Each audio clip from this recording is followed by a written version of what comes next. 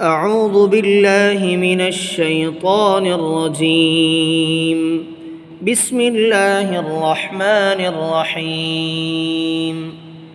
لا أقسم بيوم القيامة ولا أقسم بالنفس اللوامة أيحسب الإنسان أن لن نجمع عظامه بلى قادرين على أن نسوي بنانه بل يريد الإنسان ليفجر أمامه يسأل أيان يوم القيامة فإذا برق البصر وخسف القمر وجمع الشمس والقمر يقول الإنسان يومئذ أين المفر كلا لا وزر إلى ربك يومئذ المستقر ينبأ الإنسان يومئذ